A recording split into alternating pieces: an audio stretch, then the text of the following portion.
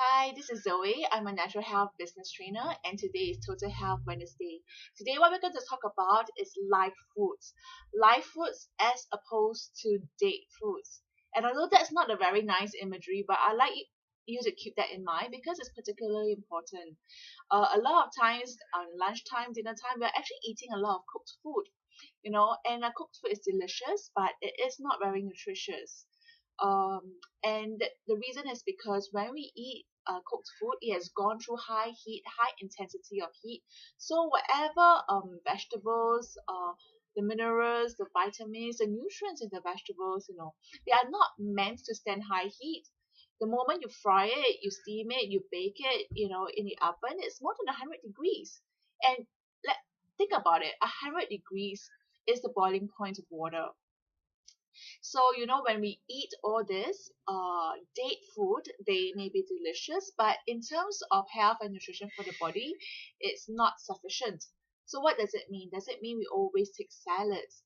A lot of times people kind of shudder because they're thinking, I can't eat fruits and vegetables and salads all the time. It's boring. And that's true. It is boring. Um, there are two ways to look at it, okay? But before I go into that, I want to talk on the opposite spectrum, which is live foods, right? Live foods are any fruits and vegetables, anything that is not cooked, anything that is natural, anything that is not processed. So, bread, of course, these are processed food. Anything that is packaged, your potato chips. So your potato is natural, but just because it has a name there, and the moment it's in the packet, normally it's no longer live food, it's processed food. Now, I need to make a distinction. Does it mean that every time it's in a bottle, every time it's a package, every time that is not found in its natural form, it is no longer live food? Well, not necessarily. So for example, if I juice orange juice, right, I don't find orange juice in its natural liquid state out in the open, right? So I actually juice it through say a cold press juicer, but it is still considered live food because nothing is added to it. All I've done is to actually add pressure to it to squeeze the juice out of it. Now, as a side note, right, even juices are different grades. Always go for cold press. The underlying factor is there any heat involved introduced? And for juices, it's a question of heat and oxygen actually. So it promotes oxidation and juices that are left out in the juices that have been juiced should not be left out in the open. It should be consumed within 10 to 15 minutes of juicing. So that is what live food is. So for example, in my company, we actually sell kelp, but we understand we use food as medicine. But just a matter of a consumption, we want to make it as easy as possible. So if I were to tell you, hey, uh, nutritionally, 18 oranges is a great way to actually boost your immunity system or to have that baseline. But how can you eat 18 oranges? You can't eat 18 oranges, right? So the next step is, of course, supplements. But supplements are different kinds. The best, of course, is whole food supplements. These are live food. It's just in another form, maybe in powdered form, being vacuum packed.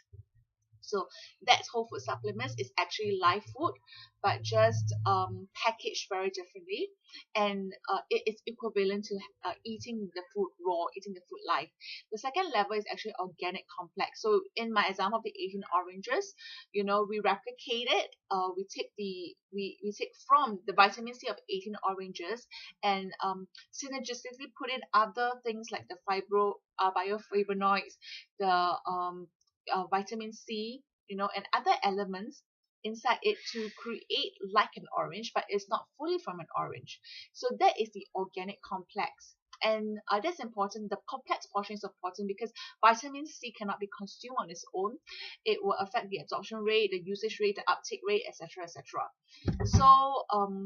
So when we talk about live foods, we are looking into all that. For kelp, we don't actually sell the leaves. It is not very sustainable. It's not very cannot be kept. So in order for people to take food as medicine in our modern day, short of going to a market to buy it and source for it. There's a difficulty in that. We present kelp in a tablet form, right? But nothing is added to it. It's just packed together in tablet form. And so that is a kind of live food, though not found naturally, of course, out in the open, in the wild, as a tablet form. So that's very important when we talk about live food versus dead and cooked food.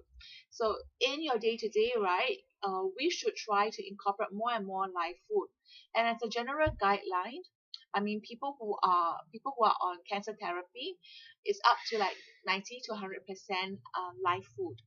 But for us, who are healthy and all that, if you look at what we are taking, I think we are actually taking most of the time majority cooked food, our rice, our noodles, our pasta, our bread, and it's lopsided. It's about 70% cooked, processed food, etc., etc., and just about 30% live food in our fruits and vegetables. It has been relegated to our starters and our desserts. However, in moving to a healthy lifestyle, we should aim for at least, actually 90% would be the optimal, but maybe at least 70% of live food. But of course, we're not there yet. So the first milestone we can look at is actually 50% live food. And one of the ways we can look at having live food is in our actually breakfast, in our lunch, or our breakfast and dinner. And so one of the easy ways to start off is to stock your fridge with sufficient fruits.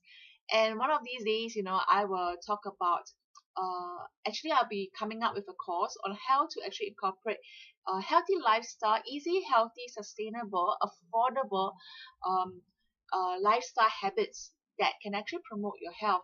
Because I think when we look at natural health and healing, if we actually look at the roots of it and we are able to incorporate it early enough in our 20s and our 30s and up to even our 40s, there's no reason why we cannot have a healthy lifespan of up to a minimum of 120 years. Yes. And the reason why I pause is because if you look at people who are living up to 100, they are doing so not very consciously. It could be the Japanese diet or whatever, so unconsciously, but based on culture, their cultural lifestyle, where they stay, maybe they're not staying in the city, so they don't have those modern stress, and unconsciously doing that, they're able to achieve 100 quite effortlessly. And what's more, people, now that we have the natural health and accurate knowledge to actually live for 120 years, even biblically, 120 years is actually the curse that was set by Moses. But that's an interesting aside. So I hope this video does help you to understand better what live food is, what dead food is, and how we can actually start off and the numbers we are looking at. That gives you a starting point on how to think, about how you want to actually embark on your healthy lifestyle journey and what we are actually looking at and what it can possibly entail, because it doesn't necessarily need to be something that is too onerous. If you buy the proper whole food supplements and organic complex supplements rather than just extract supplements, it would really improve and help your health in terms of boosting the immunity, in terms of essential nutrients for your body.